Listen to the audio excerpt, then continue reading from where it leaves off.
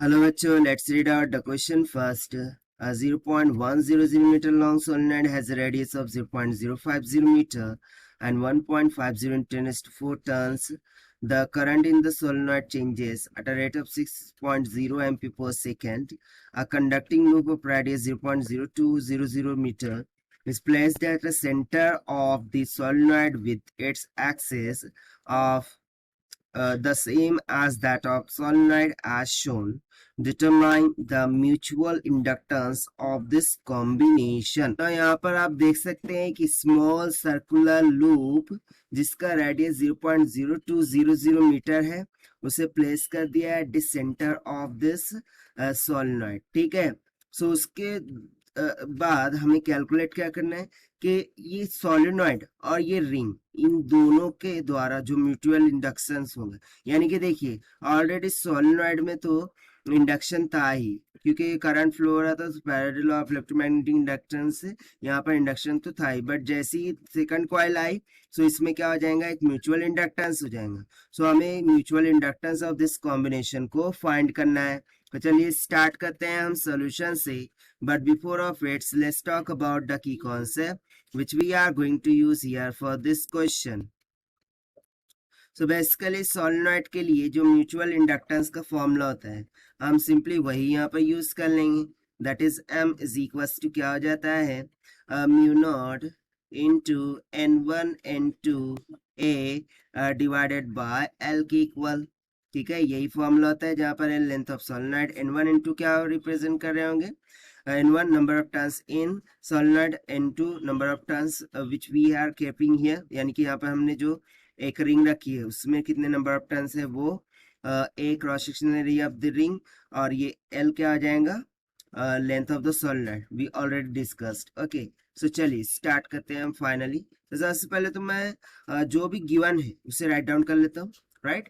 So length of solenoid 0.100 metre, ठीक है, ये इतना हमें गिवन है।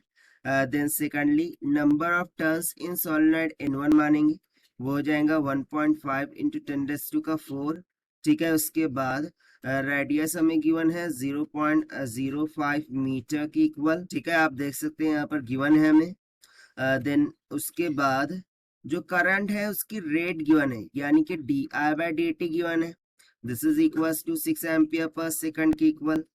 सो सिंपली हम फॉर्मूला लगा देंगे ना। आल्सो n2 क्या होगा, सो n2 एक्चुअली 1 ही होगा क्योंकि यहाँ पर एक ही लूप है ना उसका। सो ऑब्वियस सी बात है n2 की वैल्यू क्या होगी, यहाँ पर 1 होगी। सो सिंपली हम कंसेप्चुअल फॉर्मूला लगा देंगे। सो जो म्यूचुअल इंडक्टेंस है this will be equals to mu naught की वैल्यू होती है 4 pi into 10⁻⁻⁷ multiply by n1 है 1.5 इंटू 10⁻⁴ मल्टीप्लाई बाय इंटू कितना है 1 मल्टीप्लाई बाय ना एरिया क्या होगा। So let me calculate this first, ये हो जाएगा पाई आर का स्क्वायर। सो इसको हम क्या सब्स्टिट्यूट करेंगे, पाई इंटू आर, आर कितना था 0.05 का होल स्क्वायर, ये यहाँ सब्स्टिट्यूट करना होगा, राइट। सो ये हो जाएगा पाई इंटू 0.05 का होल स्क्वायर। ठीक है, डिवाइडेड बाय क्या होगा, L that is length of the solenoid, वो है 0.100 मीटर। और एक चीज हमारी यहाँ पर रहेगी di/dt से यहाँ पर मल्टीप्लाई बाय 6 आ जाएगा। ठीक है, तो इसको सिंप्लीफाई करते हैं। So m will be equals to, जब आप इसको सिंप्लीफाई एंड सॉल्व करते हैं सो ये नियर अबाउट 0.236 इंटू 10⁻³ के इक्वल आ जाएगा। तो इसको मैं इस तरीके से लिख सकता हूँ, m will be equals to 2.36 into 10⁻⁴ henry, but इसको मुझे अप्रोक्सीमेट करना होगा। So approximately mutual inductance comes out equals to 2.4 into 10⁻⁴ henry के इक्वल, और ये हो जाएगा हमारा final answer for this question जो कि हमने सॉल्व किया है by using the conceptual formula of mutual inductance of the solenoids. Now let us check the option. So option C will become correct here. So this is the required solution. I hope you understood well. Best of luck. Thank you.